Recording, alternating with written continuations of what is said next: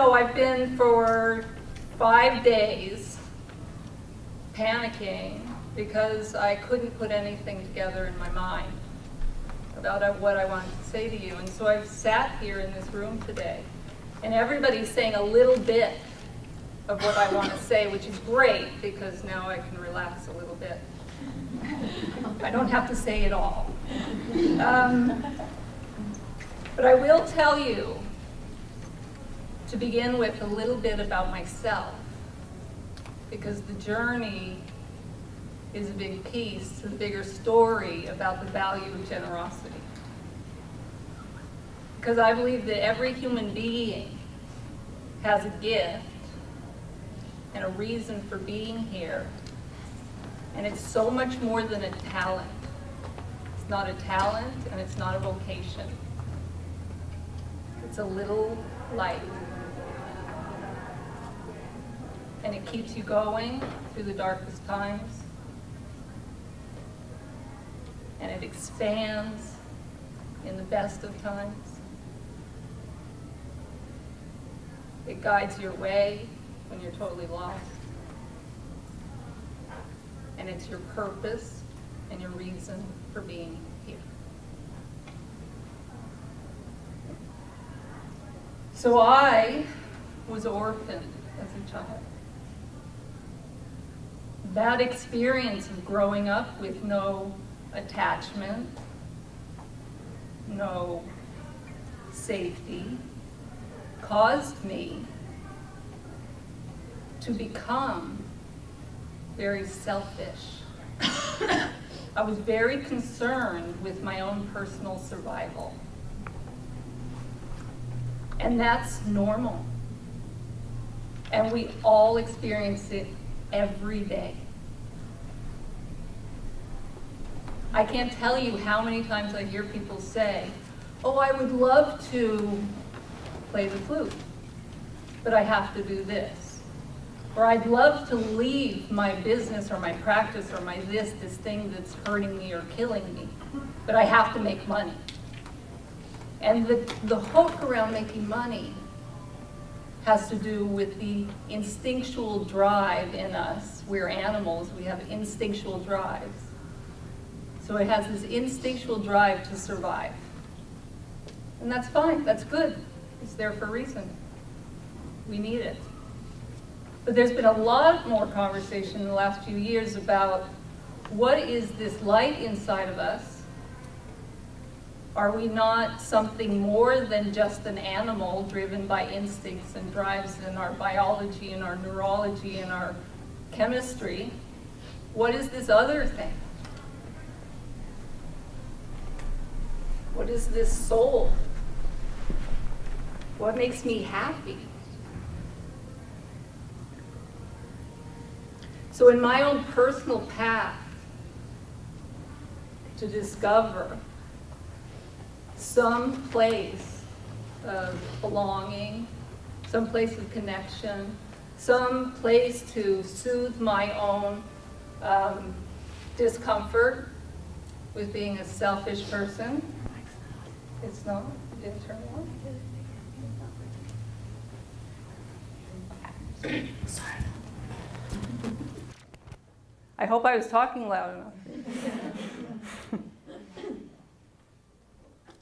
So I started seeking something more than this animal kingdom. And I found it. And we've talked about it a lot today. And I guess a lot of you are chiropractors, and the term you use is universal intelligence. There's a lot of other words for it out there in the world. The absolute, God, source, something like that. Most people on the planet have either a belief or a direct experience of this thing. Most people. Yet we all kind of hold it in kind of private. And I think we hold it in all kind of private because we worry way too much about what we believe about it rather than what is true about it. What's the affect of it, both collectively, universally, and personally. So I left a very esoteric, dynamic, spiritual tradition that I was trained to teach in, to go into the marketplace and bring my biggest kind of spiritual revelation from that place.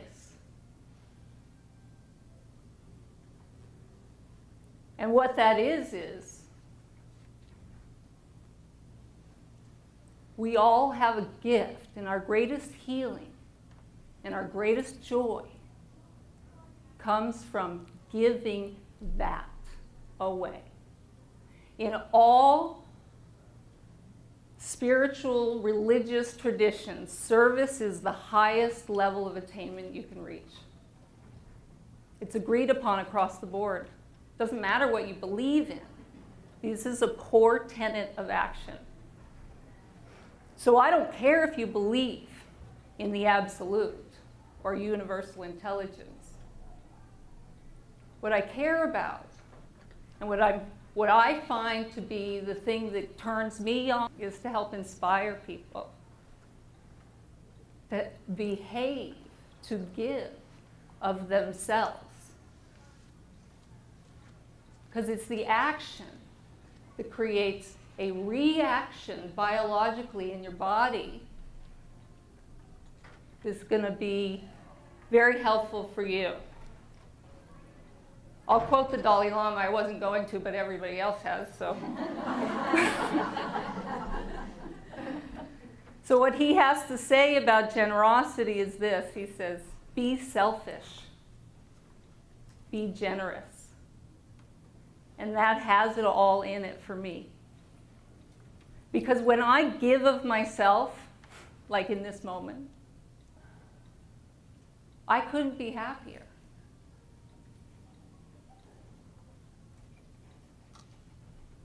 I feel connected to you. I feel connected to you. I'm building connection and cooperation, but I have to give something out. If I just hang out over here, that's not going to happen. If I don't open my mouth and expose myself and get scared and come up here and shake, it's not going to happen.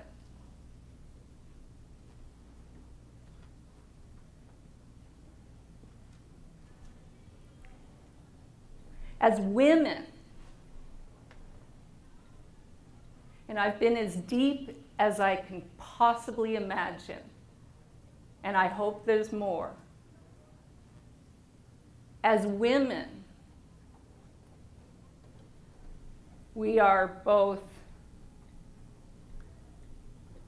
divinely and biologically designed to build networks of cooperation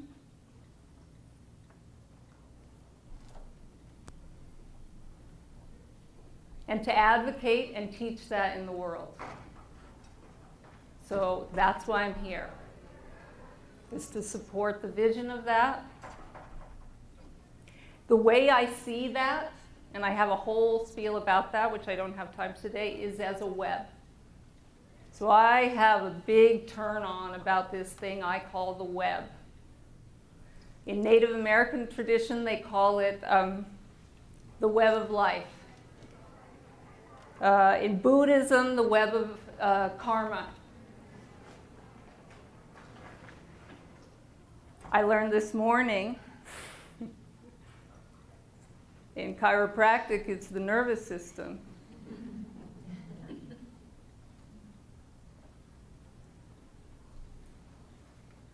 The web is a design that you see in nature everywhere.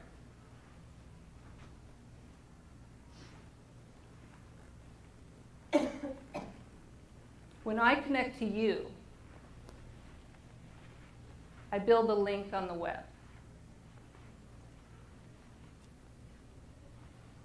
The more of you I connect to, the more supported I am. I'm calming down as I begin to source from you. Thank you. Because what you're giving to me by being here is your curiosity. That's a virtue. That's a purpose.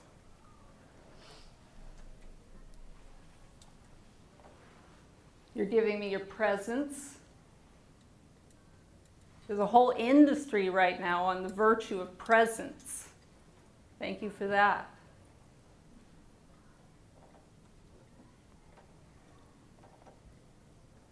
I think we spend a lot of time hurting ourselves and torturing ourselves, worrying about what we're supposed to do or whether we should go do something else.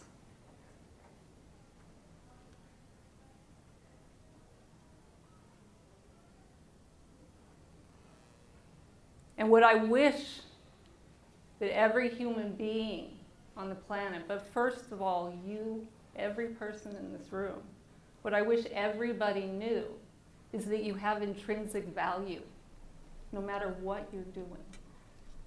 It's not about the doing.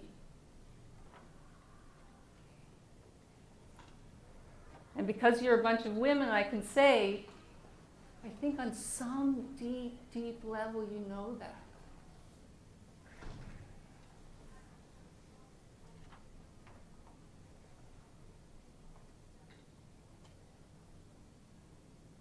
That when you feel your best, you know, it's around connecting and loving and laughing and celebrating and creating beauty and sharing that.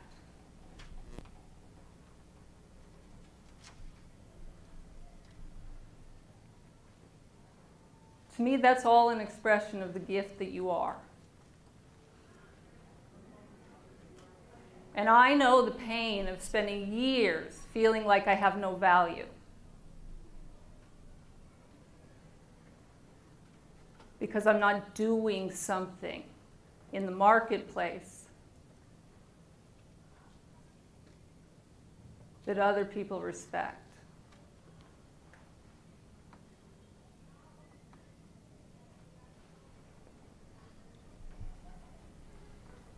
But now it doesn't matter where I go, because I know that my intrinsic value, that light that animates this body, this thread that I am of the web, has value. And all I have to do is be that.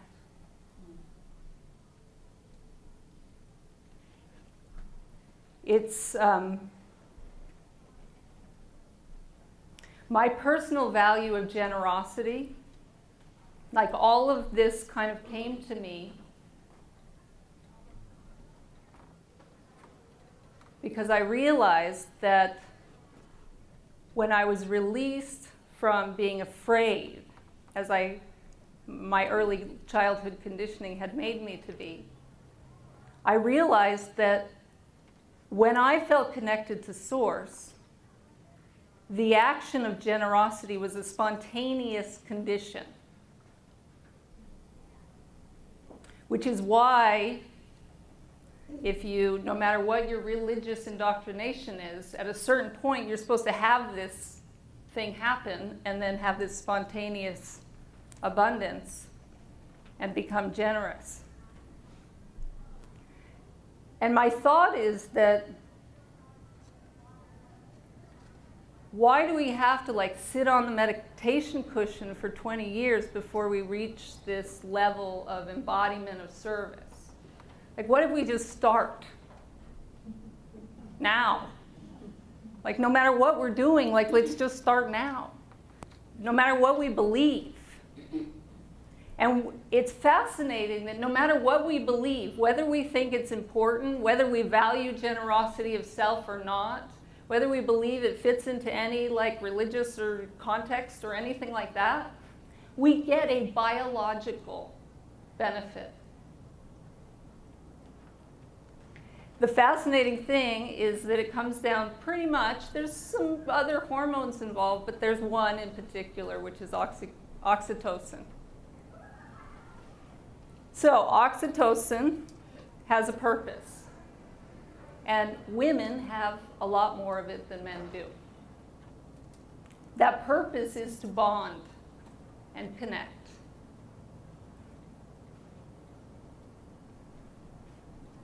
The research that's coming out in the past 5 years or so shows that people, and especially older adults, and I'll explain why, people who practice volunteerism, which to me is an act of generosity of self, experience, and they have to practice at least 2 hours a week, a total of at least 100 hours a year to get this benefit. Decreased mortality, decreased heart disease. Here, let me look. Decreased depression, decreased chronic pain, and an increase in bonding, attachment, trust,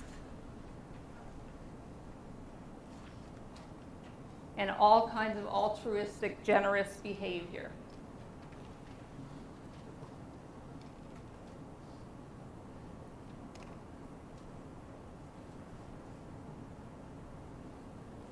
There's another benefit, and I've realized that this piece fits into not just our personal experience, but our professional experience. And that is reciprocity. There's 3 kinds of reciprocity. 2 of them are recognized scientifically. One I have made up, but a lot of you guys will know exactly what I'm talking about. So the first one is direct reciprocity. I give to you, you appreciate that, you give me something back. We build a trusting relationship by this give and take. So sometimes I take a little bit more and sometimes you take a little bit more, but we pretty much figure out that it'll be pretty equal. We test each other out like that. That happens in the marketplace already. The second one is indirect reciprocity. Indirect reciprocity is where you build a reputation for being a generous person.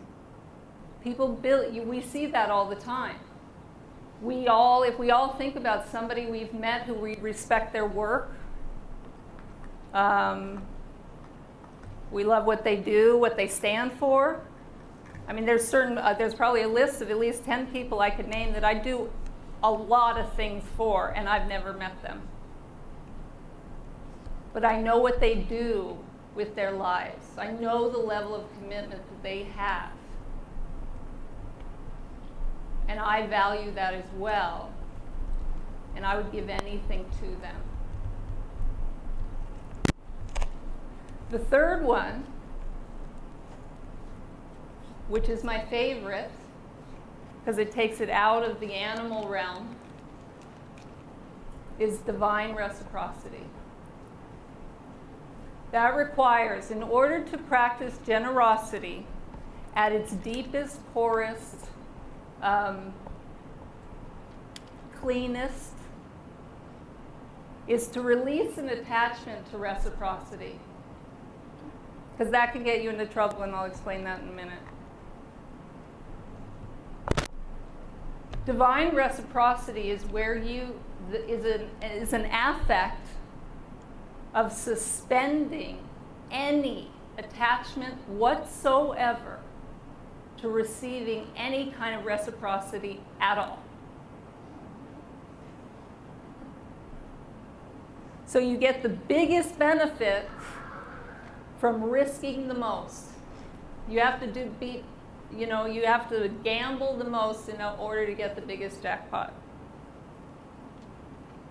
So what does that mean? It means that, we give to others. If we have lots of money, we give it to something. We give it to someone with absolutely no expectation, no hang-up about receiving it back. We give to a cause. We build a foundation. We start a business. We love our children. We love our partners. We do all of that without any expectation of receiving anything back. And something hears that.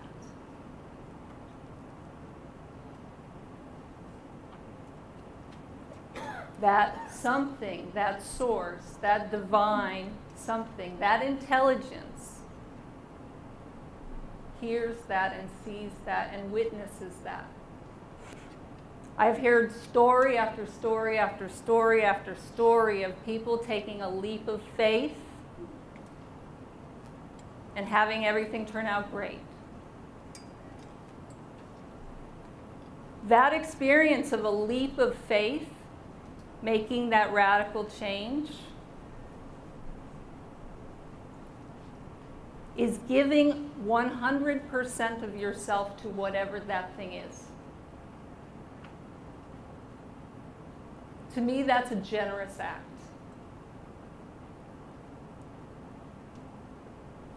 Sometimes the most generous thing you can do is sit on a meditation cushion all by yourself, or get in the art studio and channel your creative juice. Sometimes that is the most generous thing you can do.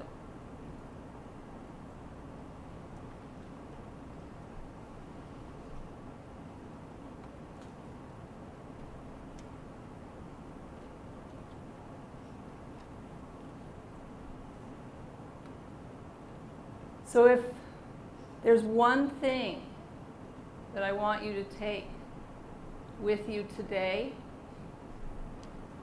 and tomorrow and the next day and the next day, is that who you are has intrinsic value. If you're a best friend, go do that a lot. If you're a good mom, go do that a lot.